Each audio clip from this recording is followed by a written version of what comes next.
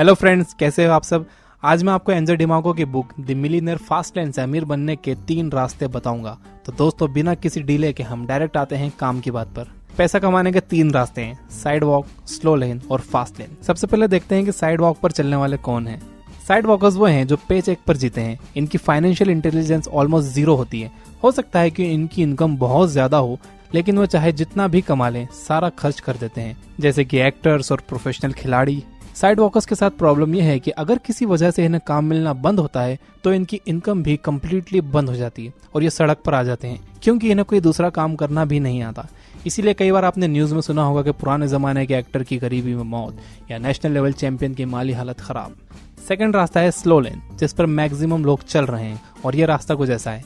अच्छी एजुकेशन लो, अच्छा जॉब करो, 50 साल तक हार्डवर्क करते हुए अपनी सैलरी में से पैसा बचाओ और 6.5% एनुअल रिटर्न की उम्मीद पर उसे इन्वेस्ट करो। एंड फाइनली जब आप 65 इयर्स के हो जाओगे, ऑफ कोर्स अगर आप जिंदा रहे तो, तब व्हील चेयर पर आप अपनी सेविंग्स पर ऐश कर सकते हो।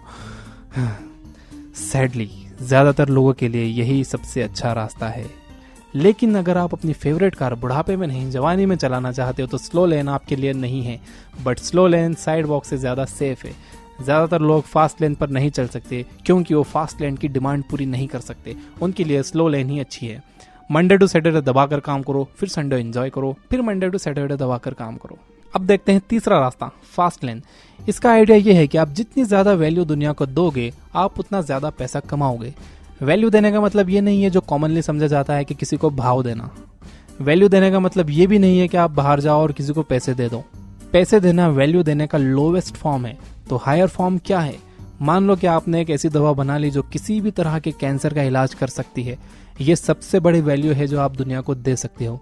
अगर आप उस दवा का पेटेंट करवा लो तो आप एक अरबपति बन सकते हो। ये था हायर वैल्यू देने का एक एग्जाम्पल।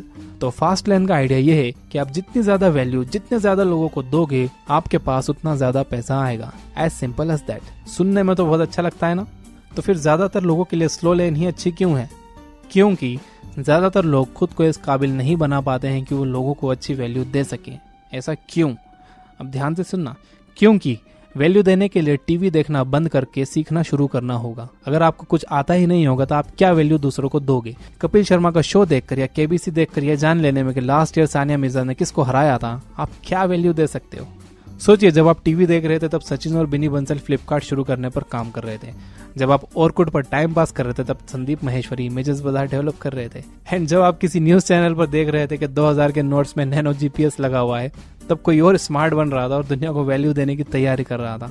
मैं भी बहुत टीवी देखता था, लेकिन जब मैंने टीवी देखना बंद किया और बुक्स पढ़ना स्टार्ट किया तो इससे ये हुआ कि आज मैं करीब 4 लाख लोगों को वैल्यू दे रहा हूँ, जिसके बदले मुझे इतना मिल रहा है कि जो किसी भी 9 to 5 जॉब में नहीं मिल सकता। और ये कंटिन्यूअसली बढ़ रहा है।